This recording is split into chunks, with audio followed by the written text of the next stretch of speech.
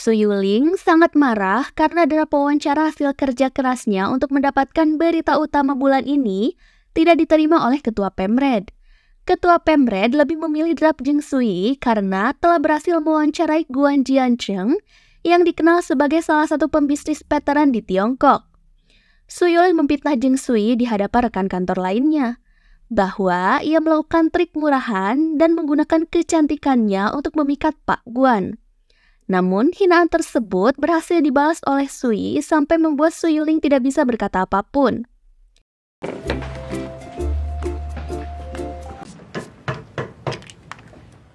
Singkat cerita, Ibu Sui tiba-tiba datang ke kota Jiancheng dan ingin menginap beberapa hari di rumahnya. Kedatangannya kali ini mempunyai motif tersendiri. Ia bertujuan untuk lebih berusaha mendekatkan Sui dengan pria pilihannya yaitu Yuyu. Saat mereka akhirnya makan bersama, Ibu Sui tak henti-hentinya menyanjung dan memuji Yuyu. Sebenarnya, Sui harus mengorbankan kesempatannya kali ini, karena ia sudah ada janji untuk dinner berdua bersama Seyen.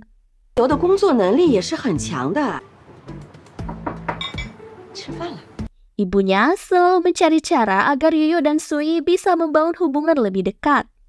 Ia sampai membelikannya tiket agar bisa menonton film romantis berduaan.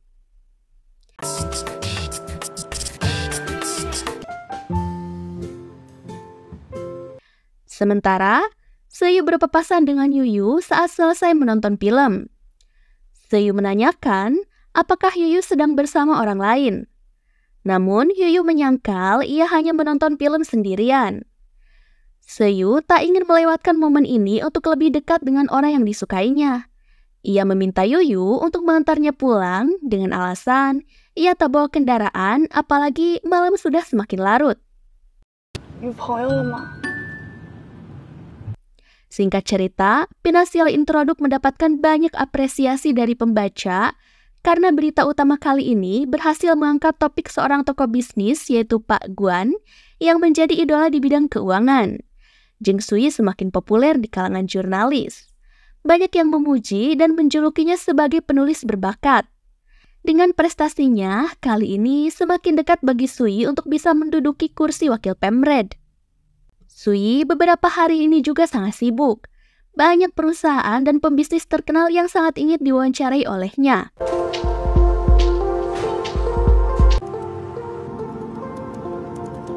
Yuyu merasa sikap Seyu akhir-akhir ini kepadanya sangat aneh.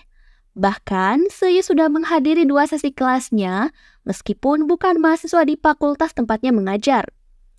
Saat sesi ceramahnya di kelas berlangsung, ia melihat Seyu sedang menggambar sosok yang mirip dirinya, bahkan pada suatu kesempatan ia memberi Yuyu sebuah perhatian dengan memberikannya minuman saat selesai bertanding basket pada waktu istirahat. Yuyu akhirnya menyadari bahwa Seyu memendam perasaan padanya. Tapi ia memutuskan untuk mengabaikan Seyu karena merasa tak cocok dan perbedaan umur keduanya yang terlalu jauh. Sui akhir-akhir ini banyak didekati pria, terutama oleh beberapa orang yang bekerja di lingkungan Pinasial Introduk. Salah satunya adalah seorang lelaki yang bekerja di Kmart, di mana letaknya tak jauh dari kantor Sui. Dengan perhatian, ia membawakan Sui makanan. Tapi tiba-tiba Seyen datang. Ia merasa cemburu dan berpura-pura menunjukkan identitasnya sebagai pacar Sui, agar pria tersebut berhenti mendekati Sui. Seyen dengan perhatian menjemput Sui dan mengajaknya untuk makan malam dulu malam itu. Saat Sui akan naik mobil, ia ketahuan oleh Su Yuling dan menganggap Sui sedang berkencan dengan Seyen. Saat di restoran, Seyen ternyata tak memesan menu apapun. Ia hanya ingin memastikan supaya Sui bisa makan terlebih dahulu sebelum mengantarnya pulang. Pada saat akan makan suapan pertama, Sui melihat mantan pacarnya Xing Zhou bersama teman-temannya yang juga akan mengunjungi restoran ini. Ia begitu panik dan segera berpura-pura untuk pergi ke toilet. Seyen mulai curiga, namun ia menyadari bahwa sikap Jeng Sui sedang berupaya untuk menghindari mantan pacarnya. Seyen mengetahui alasan ini, karena ia mendengar pembicaraan sekumpulan pria di meja sebelah yang sedang menanyakan Xing Zhou mengenai alasannya putus dengan Jeng Sui. Saat kembali, Sui merasa suasana hati Suyen sedang buruk. Sui bahkan tak sempat makan dan mereka pulang begitu saja.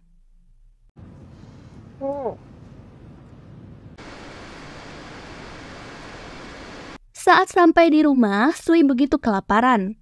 Apalagi dengan adanya insiden tadi membuat ia tak sempat makan mie di restoran favoritnya. Namun diam-diam saat Sui sudah mengantar Sui pulang, ia kembali ke restoran itu dan memesan mie tersebut untuk dibawa bekal, lalu mengantarnya kembali ke rumah Sui. Setelah mengetahuinya, Sui sangat bahagia dan menganggap Sui sangat perhatian dan cukup romantis kepadanya.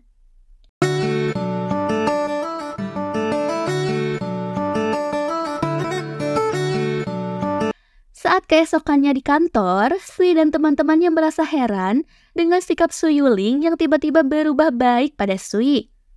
Tidak seperti biasanya, yang selalu menunjukkan sikap kompetitif dan berbicara begitu ketus kepadanya.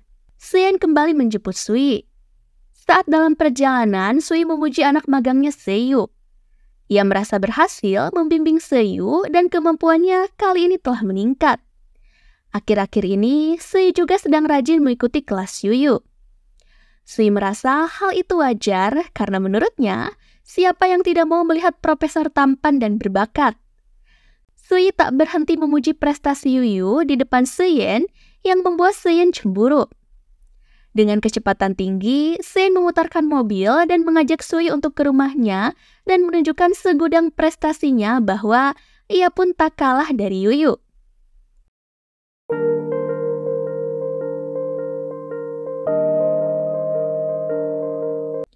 Suyen menceritakan masa lalunya kepada Sui, di mana setelah lulus pasca sarjana, ia bergabung ke perusahaan keluarganya.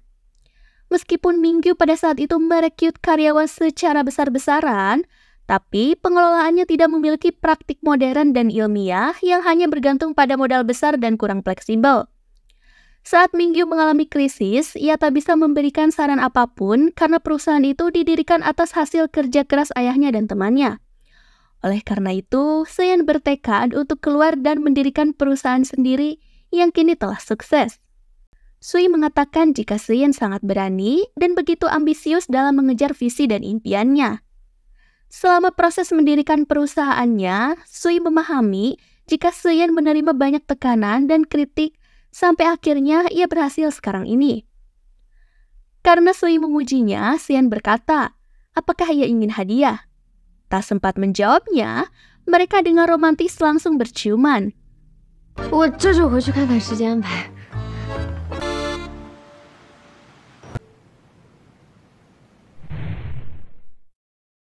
Suyen dan Sui melakukan perjalanan bisnis di kota yang sama. Bahkan, Suyen memesankan hotel untuk Sui agar bisa dekat dengannya.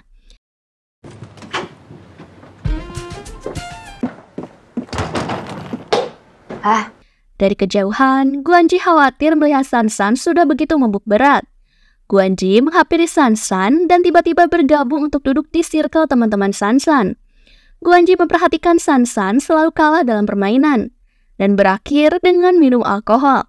Guanji saat ini dengan siaga menggantikan Sansan untuk minum alkohol setiap kali ia kalah dalam taruhan. Karena tidak sadarkan diri akibat mabuk berat, Guanji membawa pulang Sansan ke rumahnya. Saat bangun, Sansan melihat Guanji sudah tidak ada di dekatnya. Tapi ia begitu perhatian menyiapkan segalanya, mulai dari pakaian ganti dan beberapa hidangan untuk sarapan pagi. Suyen dan Sui pergi ke Ancheong untuk menemui pimpinan Jahlan di kota aslinya. Menurut Sui, Pajang merupakan pengusaha lokal. 10 tahun yang lalu, ia kembali ke Ancheong untuk mendirikan Jahlan. Dia berkontribusi untuk memperluas dan memperkuat ekonomi lokal. Dalam setiap wawancaranya, ia selalu memuji keindahan kota Ancheong untuk mendorong turis datang. Jadi, untuk memahami Jahlan dan Pak Jiang, ini langkah yang tepat bagi Sui dan Suyen untuk mendatangi kampung halamannya. Tempat pertama yang mereka kunjungi di kota ini adalah kuil Xiaoguang. Sui mendapatkan informasi dari seorang fotografer jika mulai besok, kuil tersebut akan diberhentikan operasinya selama 6 bulan.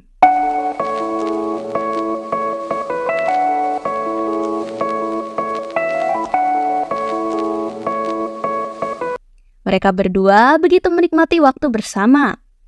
Sui sangat tertarik untuk mencoba meramal kisah cintanya. Menurut bapak seorang peramal itu, Sui mendapatkan berkat luar biasa. Meskipun ia memulai hubungannya dengan salah, tapi ia sudah menemukan takdir cintanya. Keduanya harus saling berkomitmen, dan menurutnya mereka adalah pasangan yang serasi dari surga. Sui mendengarnya sangat senang, dan ia menebak Seyen yang mungkin sudah sangat jatuh cinta padanya.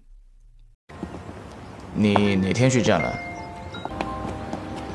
爷爷，你看， Mereka begitu menikmati waktu, mulai dari berfoto bersama, jalan-jalan, dinner bersama, dan berbicara dari hati ke hati.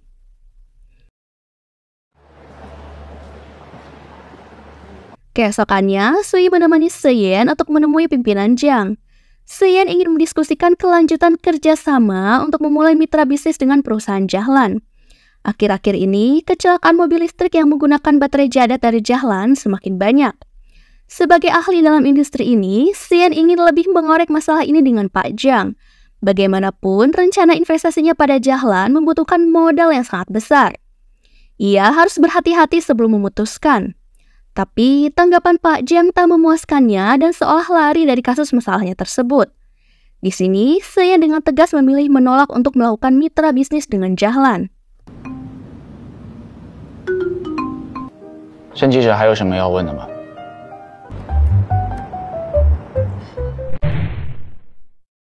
Setelah menyelesaikan pekerjaan, Sui dan Seyen menyusuri jalanan kota Ancheng sambil mengungkapkan perasaannya satu sama lain.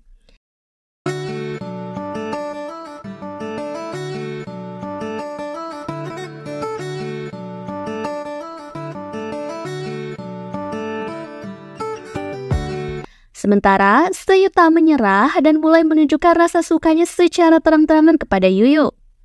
Dari mulai mengirimnya album Song Lelan, mengajaknya jalan bersama, sampai mengirimkan makanan ke kampus tempatnya mengajar. Meskipun ditolak berkali-kali, Sui tak gentar dan ingin terus mengejarnya. 这是女朋友给点的吧？ 不是不是， Keesokannya, Sui diantar Seyen untuk mendatangi perusahaan Jahlan karena Sui akan melakukan wawancaranya bersama Pak Jiang. Wawancara dilakukan dengan cukup baik meskipun Pak Jiang merasa tidak nyaman saat Sui menyinggungnya mengenai masalah kasus perusahaannya akhir-akhir ini. Di akhir sesi wawancaranya, Pak Jiang meminta supaya Sui bisa menulis artikel tentang Jahlan dan memujinya di majalah nanti. Pak Jiang juga mengetahui Sui memiliki hubungan yang tidak biasa bersama Seyen. Ia memohon untuk memberinya bantuan supaya membujuk Seyen agar mempertimbangkan perusahaannya untuk berinvestasi kepada Jahlan. Namun, sebagai orang yang berintegritas, Sui dengan lugas menolak kedua permintaan tersebut. Seyen dan Sui sudah kembali ke Jiancheng. Sui kali ini memiliki agenda untuk mewawancari Pak Xu yang merupakan salah satu eksekutif muda di Yuancheng. Sui menunggu cukup lama di lobi setelah resepsionis mendapatkan informasi dari sekretarisnya jika Pak Xu ada meeting hari ini. Diketahui sekretaris Pak Xu adalah Lin Zhe. Karena ia memiliki dendam kepada Sui, ia dengan sengaja membuat informasi palsu agar Sui menunggu lama. Hal ini diketahui Seyen sebagai pimpinan dan berakhir Pak Xu dimarahi olehnya. Karena Pak Xu kena omelan Seyen, ia pun dengan keras menegur sekretarisnya Lin Zhe karena melalaikan tugasnya dan membuat ia dimarahi oleh atasannya. 好嘞，再见，再见。下次你也不用来见我了。 杜甫说他不是普通记者。 Karena Sui sedang berada di perusahaannya, Seyen bersikap ambigu dan langsung menarik Sui untuk ke tempat kerjanya saat ia bertemu dengan Sui di lift. Ia tak berbicara sepatah kata pun dan hanya memperhatikan Sui sambil bekerja.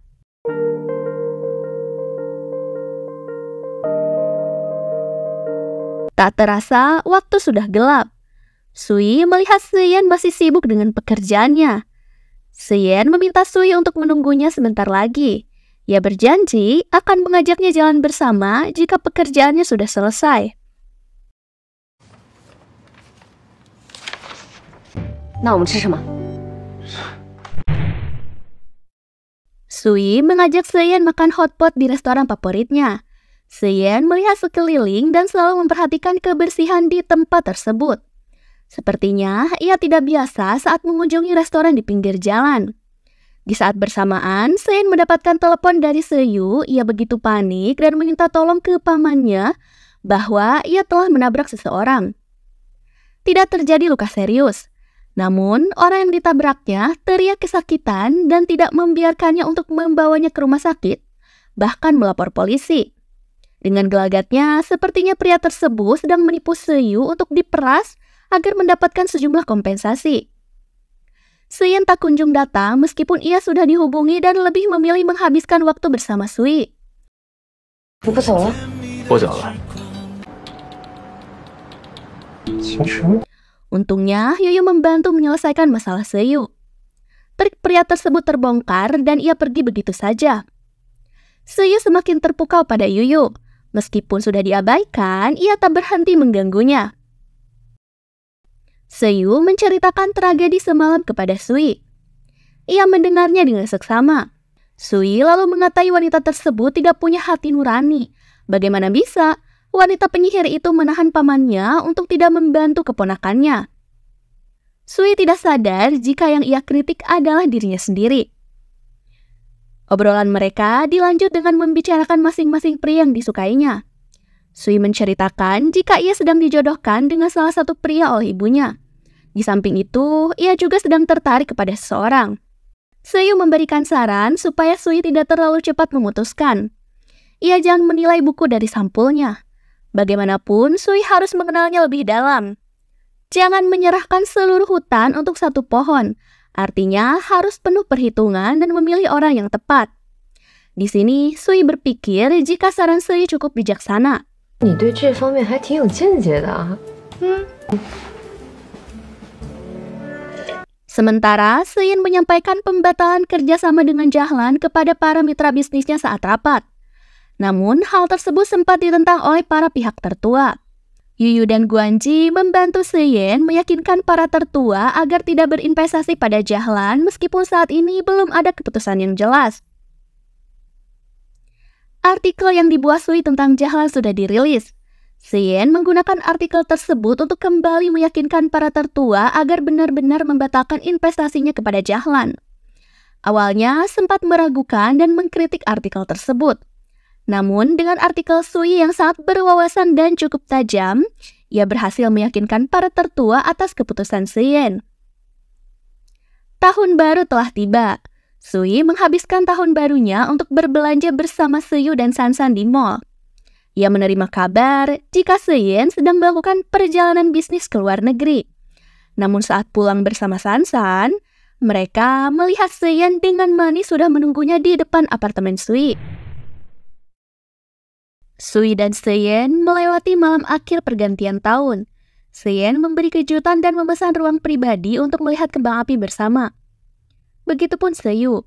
Ia sedang merayakan malam pergantian tahun dengan kakek dan ibunya serta keluarga Pak Guan.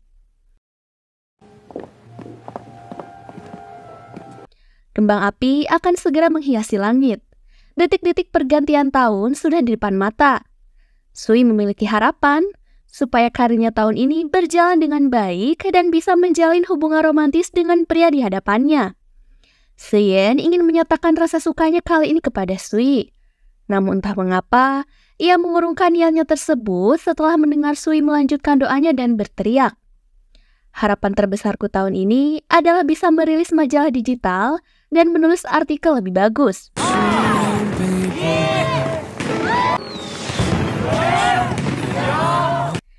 Ketika giliran ditanya Sui, apa harapan Seyen tahun ini, ia hanya menjawab, ingin membantu mendoakannya supaya harapan Sui terkabul.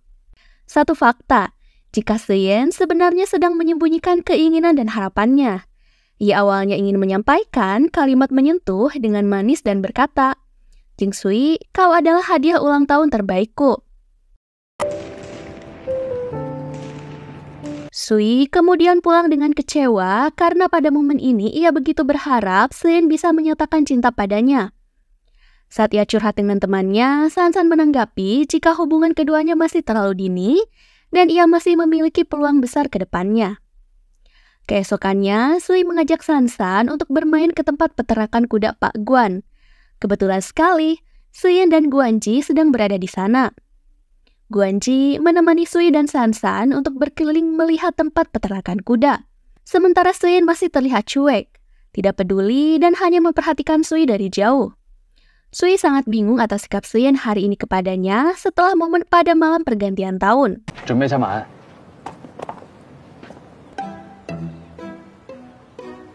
已经放好了，你们可以进去换了。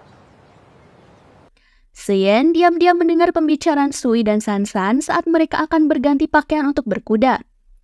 Sui mengeluhkan sikap Suyin. Baginya, Suyin seperti layang-layang. Terkadang mendekat, namun tiba-tiba menjauh. Sui merasa ia sama sekali tak bisa memahaminya. Suyin menyadari sikapnya kali ini sudah agak keterlaluan. Ia perlahan mendekati Sui dan membantunya memakaikan kostum berkudanya.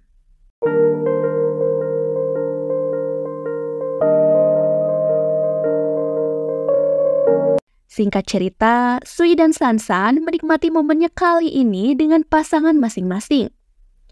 Mereka menanggung kuda bersama dan saling berbicara dari hati ke hati. 找着了马鞍。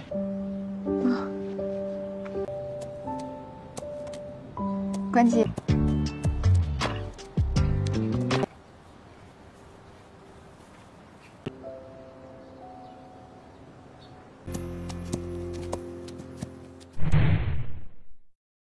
Pak Guanji memiliki hubungan cinta lama dengan Nonai.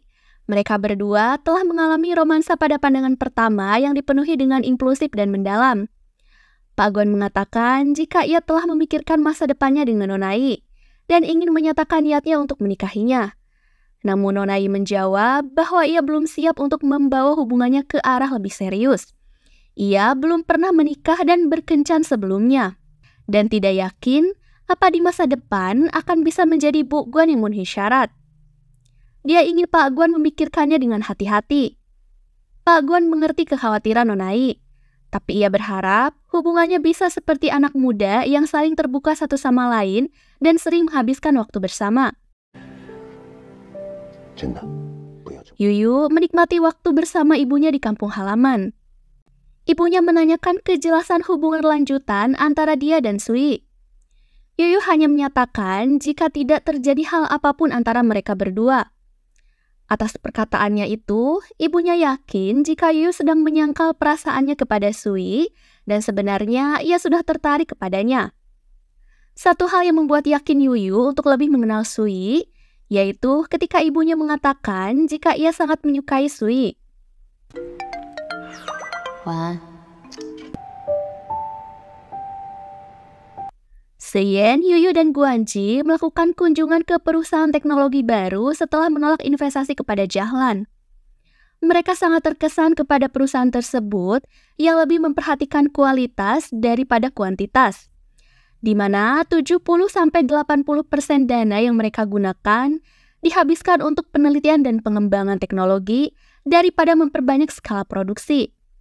Hal ini tentunya sangat sesuai dengan prinsip Yuan Chang dan Guan Capital. Mereka yakin jika perusahaan tersebut sangat tepat untuk diberikan kucuran dana karena memiliki potensi melesat di masa depan. Singkat cerita, Ibu Sui terus memaksanya agar kencan buta lagi bersama Yuyu. Bagaimanapun, ia tak bisa lari dan harus mendengarkan perkataan ibunya. Ia berinisiatif mengajak Seiyu bersamanya. Saat Seiyu tahu jika Yu teman kencan butanya Sui, ia sangat cemburu, apalagi saat mereka bertiga bersama. Yu terus memuji, tatapannya terlihat berbeda dan berbicara begitu akrab dengan Sui. Perasaannya semakin patah hati ketika Yu mengatakan kepada Sui, jika suatu saat nanti mereka bisa cocok, ia tidak terlalu terburu-buru untuk menjalin hubungan serius dan bisa menunggunya kapan saja. Suyin mengetahui Sui sedang kencan buta saat ia mendengar pembicaraan telepon Seiyu dengan ayahnya.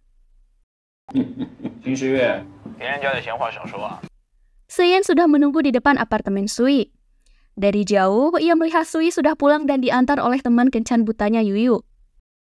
Terlihat Suyin sedang berbuka masam dan kesal kepada Sui. Sui berusaha menjelaskan jika ia dipaksa oleh ibunya untuk berkencan buta. Tapi apapun alasan Sui, Seyen tak bisa menunggu lagi untuk lebih terbuka tentang perasaannya. Mereka lalu membagikan momen kemesraan pada malam itu. 这难道不是恋爱的特权吗？有你陪着，在哪里都算约会。 Seo merasa sikap pamannya pada hari ini terlihat lebih ceria. Begitupun dengan Sui, ia terlihat berbeda. Sui mulai bersolek dan warna lipstik yang dipakainya cukup mencolok hari ini. Seyen dan Sui terlihat sedang di fase mengalami mabuk cinta. Hal itu disadari oleh orang-orang terdekatnya. Resmi menjalin hubungan, komunikasi antara Sui dan Seyen mulai sangat intens. Sementara Seo senang ketika mengetahui jika Sui sudah benar-benar menolak hubungannya untuk lebih jauh bersama Yuyu. Perasaan Seo semakin bahagia ketika Sui menganggap jika Yuyu lebih cocok dengannya.